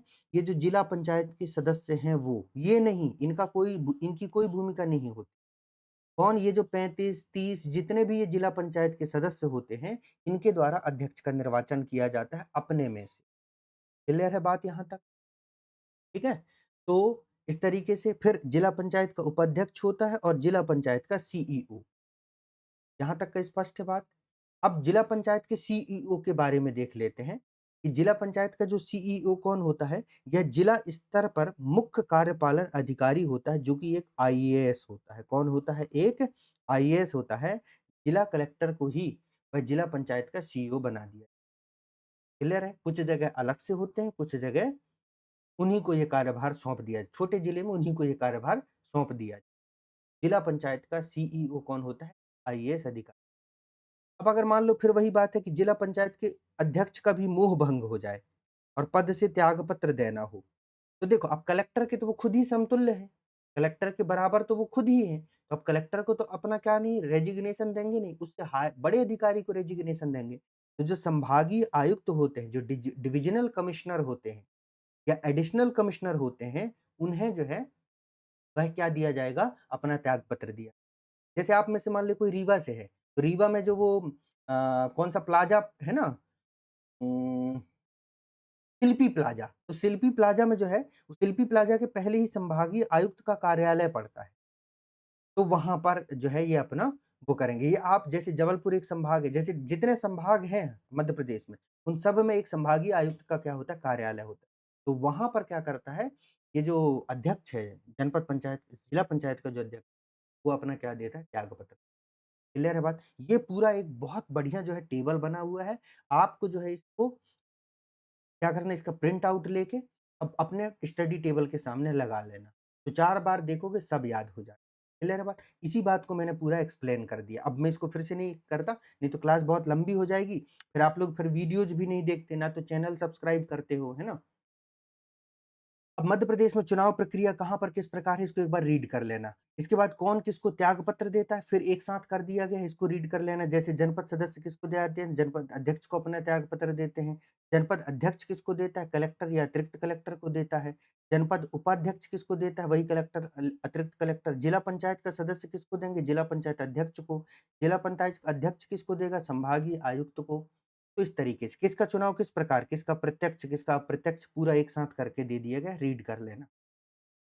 अब आता है पंचायत से विभिन्न तथ्य, क्योंकि मध्य प्रदेश में पंचायत के संबंध में कुछ वेरियस फैक्ट है, उसको देख लेते हैं फटाफट। तो सबसे पहला तथ्य तो क्या है, मध्य प्रदेश पंचायिका। क्या है ये मध्य प्रदेश पंचायिका? पंचायत विभाग द्वारा मासिक पत्रिका का प्रकाशन, है ना? तो मासिक पत्रिका है। इसका प्रकाशन भोपाल से होता है। फिर ग्राम संपर्क वेबसाइट बनाया गया है। क्या बनाया गया है? ग्राम संपर्क जो है, वह वेबसाइट बनाया गया है। ये क्या है? मध्य प्रदेश देश का पहला ऐसा राज्य है जहाँ के सभी ग्राम ग्राम संपर्क नामक वेबसाइट द्वारा ई-शासन के तहत लाए गए हैं। ई-गवर्नेंस के तहत जो है इनको लाया गया है और ऐसा करने वाला मध्य प्रदेश देश का पहला राज्य है। क्लियर है बात? मतलब मध्य प्रदेश में जितने गाँव हैं, सभी को ग्राम संपर्क वेबसाइट के तहत जो है जोड़ दिया गया। यंत्रदूत ग्राम आपसे पूछा जाएगा कि यंत्रदूत ग्राम क्या है? तो मध्य प्रदेश में यंत्रदूत ग्राम के नाम से पूर्ण रूप से मशीनीकृत गाँव को जाना जाता है। मतलब जो गाँव पूर्ण रूप से मशीनीकृत होता है, उसे यंत्रदूत ग्राम के नाम से जाना जाता है। फिर एक है ग्राम स्वराज योजना। ग्राम स्वराज योजना 26 जनवरी 2001 से संपूर्ण मध्य प्रदेश में ग्राम स्वराज व्यवस्था को लागू किया। एक इंपॉर्टेंट फैक्ट है, याद रखना। फिर है पंचायत दर्पण, सेम चीज इंग्लिश में भी दी हुई। पंचायत दर्पण क्या है? पंचायत दर्पण पंचायतों की योजनाओं की मॉनिटरिंग एवं क्रियान्वयन हेतु शासन द्वारा निर्मित वेबसाइट है, जिसे 2014 में लॉन्च किया गया था शिवराज मामा के द्वारा। ठीक है, तो पंचायत दर्पण क्या है भैया? एक वेबसाइट है जो क्या करता है? पंचायत की योजनाओं की मॉनिटरिंग एवं क्रियान्वयन करता है। क्लियर है बात? मतलब पंचायतों को एक तरीके से मॉनिटर करने का काम करता है, सही से अपना काम कर रहे हैं या नहीं। ये सारे आर्टिकल्स हैं जिनके बारे में हम डिस्कस कर चुके हैं, रिवाइज कर लीजिएगा सभी अनुच्छेदों को। और ये है 11वीं अनुसूची में सूचीबद्ध 29 विषय। इनमें से कुछ महत्वपूर्ण है जो आपको याद रखने हैं, मैं मार्क कर दे रहा हूँ। कृषि एवं कृषि विस्तार ग्राम पंचायत का विषय होता है, कृषि का विकास करना। भूमि सुधार, है ना? चकबंदी और भूमि का संरक्षण। फिर लघु सिंचाई, बृहद सिंचाई परियोजनाएं नहीं, लघु सिंचाई, जल प्रबंधन और जल क्षेत्र का विकास। जैसे ग्राम क्षेत्रों में क्या किया जाता है? जल प्रबंधन के संबंध में, जैसे मैंने आपको बताया ना कि कहीं पर तालाब है, ये सब तमाम चीजें। और जो नलों से पानी दिया जाता है घरों में, वो भी ग्राम पंचायत के अंतर्गत ही आता है। पशुपालन, डेयरी उद्योग और कुक्कुट पालन, इस मैं आपको ग्रामीण क्षेत्रों में आप जानते हैं, वो सब जो है ग्राम पंचायत के अंतर्गत आते हैं। लेकिन दुर्भाग्य ये है कि राज्य सरकारों ने अभी इन विषय में शक्तियाँ पंचायतों को दिया नहीं। मैं आपको मेंस में ये बात पढ़ाऊँगा, लेकिन अभी आप विषय याद रखिए। मत्स्य मत्स्य पालन भी और मत्स्य उद्योग भी, सामाजिक वानिकी, सोशल फॉरेस्ट्री और फार्म वानिकी, ठीक है? फार्म फॉरेस्ट्री, लघु वन उपज जो जैसे तेंदुपत्ता। और लघु वन उपज में और क्या आता है? तेंदुपत्ता हो गया, तंबाकू के जो वो पत्ते होते हैं, वो सब चीज़ें। लघु उद्योग जिसके अंतर्गत खाद्य प्रसंस्करण उद्योग भी शामिल। इम्पोर्टेंट है क्योंकि खाद्य प्रसंस्करण मध्य प्रदेश का फेवरेट टॉपिक हो चुका है। खादी ग्रामोद्योग और कुटीर उद्योग, ग्रामीण आवास, ठीक है, पेयजल, ईंधन और चारा, ठीक है, सड़कें, पुलिया, पुल, फेरी, जलमार्ग, अन्य संचार साधन। फेरी जानते हो कि नहीं जानते? जहाँ पर नदियों के माध्यम से एक दूसरे से कनेक्ट रहते हैं ना, तो फेरी के माध्यम से लोग यहाँ से वहाँ ट्रांसपोर्ट किया जाता है। ग्रामीण विद्युतीकरण जिसके अंतर्गत विद्युत का वितरण है। अब ये शक्ति दिया ही नहीं गया है, तो 29 मतलब 11वीं अनुसूची में वर्णित है, लेकिन ये शक्ति ग्रामीण विद्युतीकरण, विद्युत का वितरण भी शामिल है। ये शक्तियाँ ग्राम पंचायतों को दी ही नहीं गई है। अपारंपरिक ऊर्जा स्रोत, नॉन कन्वेंशनल एनर्जी सोर्सेस, गरीबी उन्मूलन कार्यक्रम। तो ये पूरा एक बार जो है आप लोग रीड कर लेना, ठीक है? इसमें से रीड करके जो कुछ-कुछ चीज़ें हैं जो आपको लगता है कि यार याद कर लेनी चाहिए, 2-4 बार पढ़ोगे तो सब याद हो जाएगा। इसको याद कर लेना। हम लोग पेशा देख लेते हैं क्योंकि वो इम्पोर्टेंट। अब आता है पेशा अधिनियम, अनुसूचित क्षेत्रों में आदिवासी स्वशासन। क्या कहा जाता है? पेशा एक्ट। मैं आपको प्रॉपर मतलब पूरी स्लाइड नहीं दिख रही होगी, अब आपको पूरी स्लाइड दिख रही होगी। पेशा एक्ट, पेशा एक्ट में क्या है? A tribal self governance in schedule area, इसका ये टाइटल है। मतलब पेशा का फुल फॉर्म अलग है, लेकिन इसे क्या कहा जाता है कि ट्राइबल सेल्फ गवर्नेंस। तो इसके नाम से ही स्पष्ट है, यह जो है जो ट्राइबल एरियाज हैं, वहाँ पर जो पंचायती राज व्यवस्था को लागू करने के संदर्भ में ये एक्ट बनाया गया। और पेशा का फुल फॉर्म होता है Panchayati Raj extension, Panchayati Raj extension extension in schedule areas. कहाँ पर? In schedule areas. ठीक है, अब कमेंट सेक्शन में बताओ कि शेड्यूल एरिया का वर्णन किस शेड्यूल में किया गया है? भारतीय संविधान की जो 12 शेड्यूल है ना, उसमें से कहाँ पर किया गया? ठीक है, 2 शेड्यूल है, जिसमें एक शेड्यूल में शेड्यूल एरियाज के बारे में बताया गया है, और एक में जो है वह आपके असम, मेघालय, त्रिपुरा और मिजोरम, इस इनको इन इन इनमें जो जनजातीय क्षेत्र है उसके प्रशासन से संबंधित। तो क्या कहा जाता है? पंचायती राज। अब इसके नाम में ही देखो क्या लिखा है? एक्सटेंशन, मतलब विस्तार को कहा जाता है। हिंदी में कहा जाता है पंचायती राज विस्तार अधिनियम। जनजातीय क्षेत्रों में पंचायती राज या अनुसूचित क्षेत्रों में पंचायती राज विस्तार अधिनियम। तो ये विस्तार है पंचायती राज। क्यों? क्योंकि जो 73वां संविधान संशोधन लागू किया गया था, ये 73वां संविधान संशोधन को जो है वह जनजातीय क्षेत्रों में, कहाँ पर?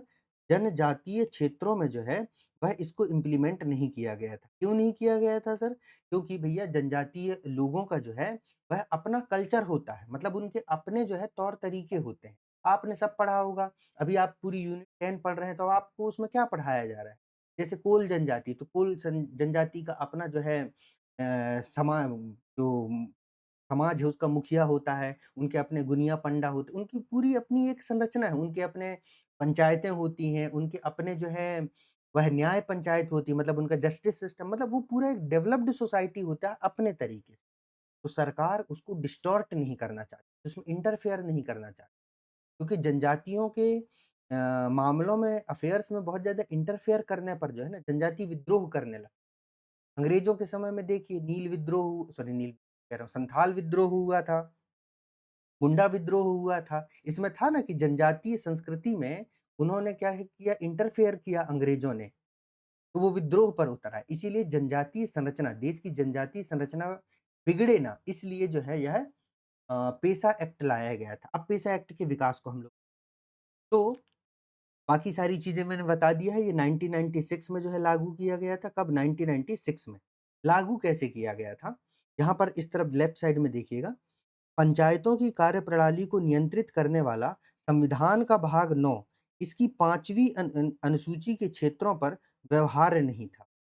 इसमें 5वीं अनुसूची के क्षेत्र, वही अनुसूचित क्षेत्र जिनका वर्णन शेड्यूल में किया गया है। किंतु इसके बावजूद भी अपवाद स्वरूप संसद द्वारा इसका क्षेत्र जो है बढ़ाया जा सकता था।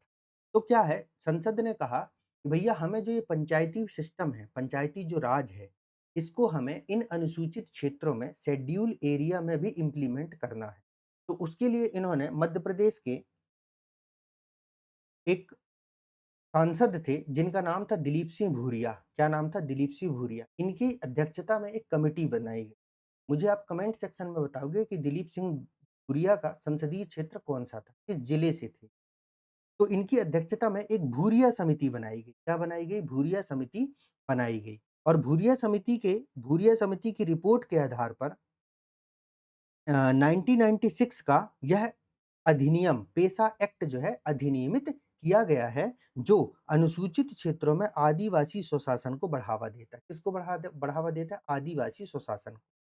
सीधी-सी बात ये है, भूरिया समिति ने ये कहा कि देखिए, आपको करना कुछ नहीं है, जो जनजातीय क्षेत्र हैं, उनकी अपनी व्यवस्था पहले से ही है। उनके अपने पहले से पंचायतें हैं, उनके अपने पहले से जो है गाँव का मुखिया होता है, उनके अपने तौर-तरीके हैं, सब कुछ पहले से विद्यमान है। आपको केवल और केवल उनको मान्यता देना है। क्या देना है? मान्यता देना है।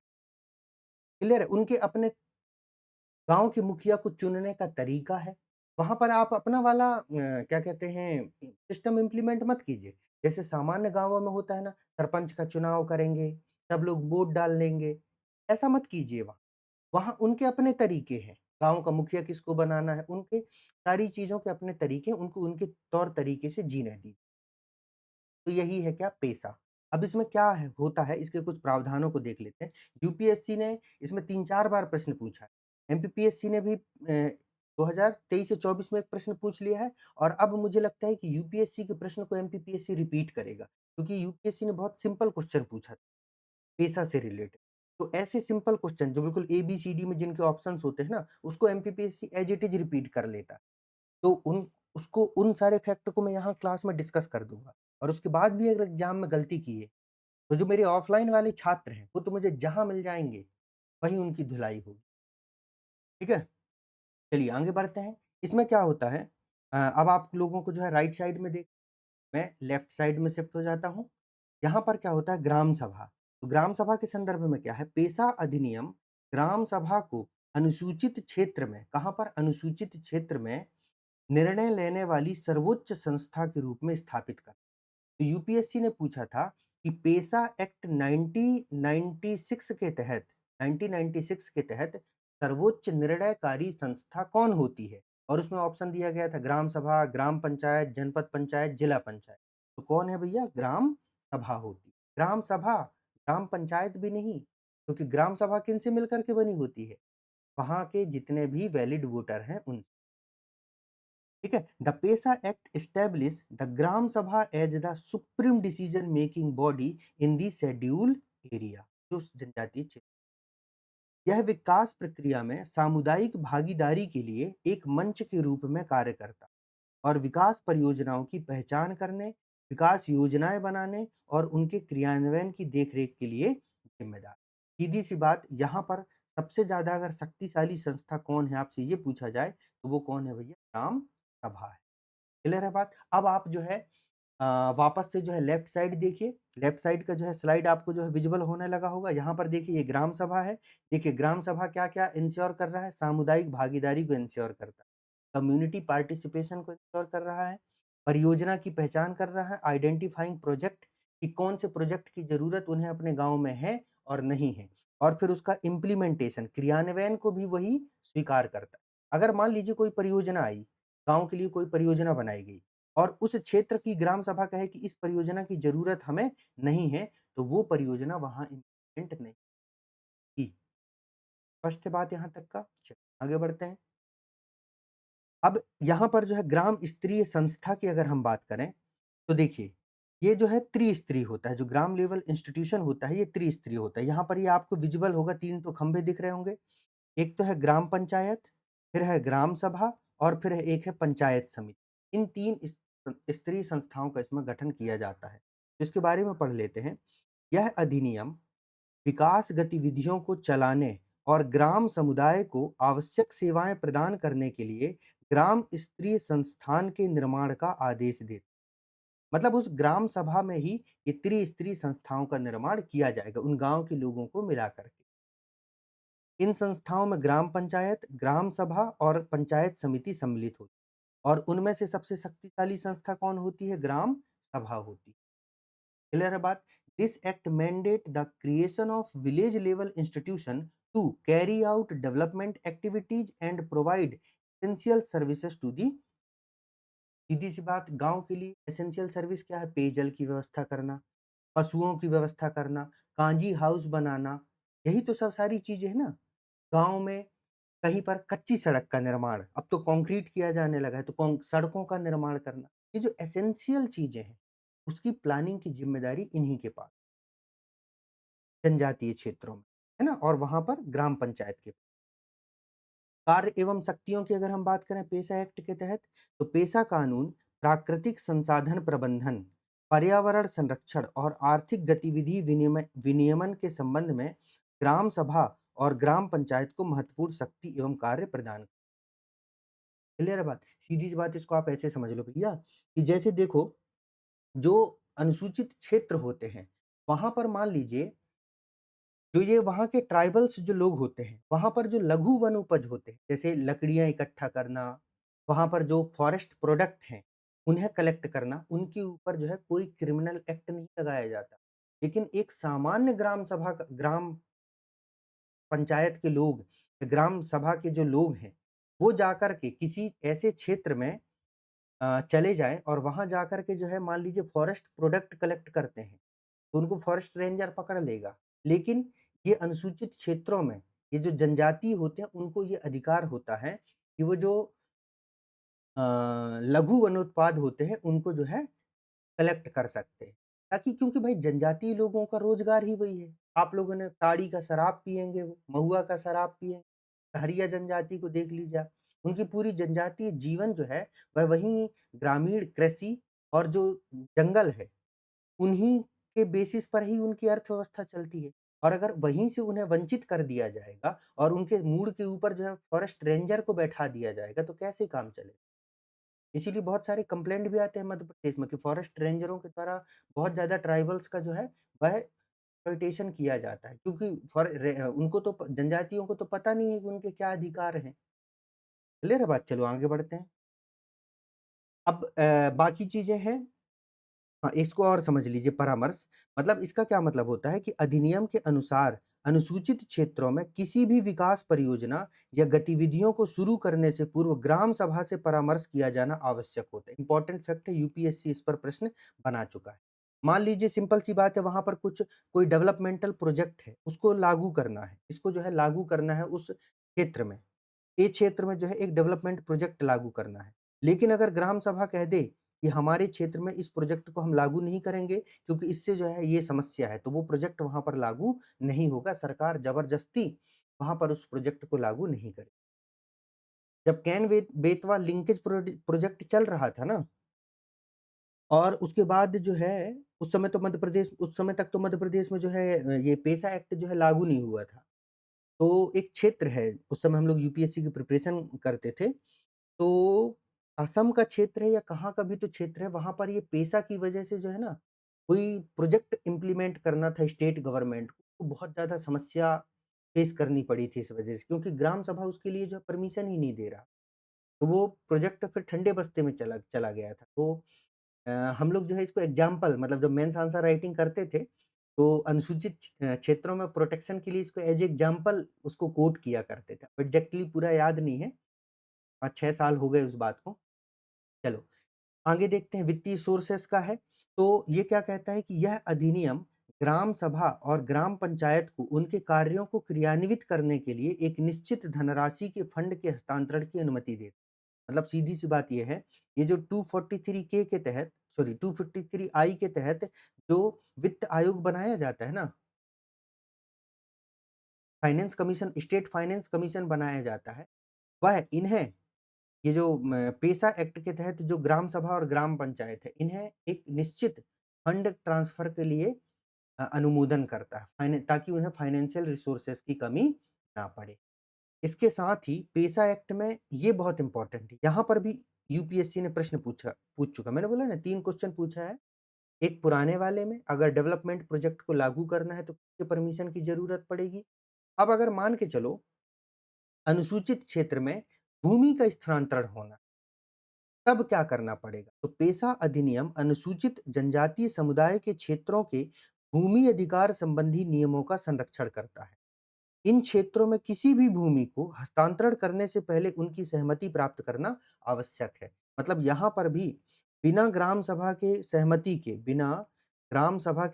के किसी भी भूमि का हस्तांतरण। तो देखिए पेशा का अल्टीमेट मैं आपको क्रक्स बताऊँ तो ये ग्राम सभा को शक्तिशाली बनाता है और ग्राम सभा उस क्षेत्र के जनजातीय लोगों से मिलकर बनता है।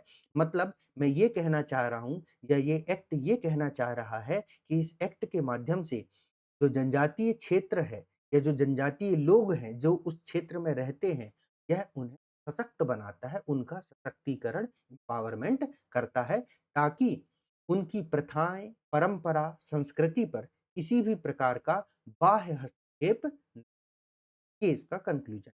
जब आप मेंस आंसर राइटिंग करेंगे तो इस तरीके से आपको कंक्लूजन लिखना भी सिखाया जाएगा। आगे बढ़ते हैं। तो ये बाकी सारी चीज़ें जो है अभी प्रीलिम्स के हिसाब से इतना ही इम्पोर्टेंट है। इन सारी चीज़ों को अब हम लोग देख लेंगे। अब फिर हम लोग जो है अपनी नेक्स्ट क्लास में ये मध्य प्रदेश में नगरीय स्वशासन को पढ़ेंगे। इसको कंटिन्यू करेंगे। तो यहाँ तक अगर अगर आप पहुँचे हैं मतलब आपको क्लासेस अच्छी लग रही हैं, तो आप लोग कमेंट सेक्शन में अपनी राय जो है ज़रूर बताइएगा और वीडियो को जो है लाइक, शेयर कीजिए, चैनल को सब्सक्राइब कीजिए दोस्तों। फिर मिलेंगे हम लोग नेक्स्ट सेशन में, इसी टॉपिक को पढ़ेंगे, मध्य प्रदेश में नगरीय स्वशासन को पढ़ेंगे, बहुत अच्छे तरीके से पढ़ेंगे। तब तक के लिए आप सभी लोगों का बहुत-बहुत धन्यवाद। जय हिंद।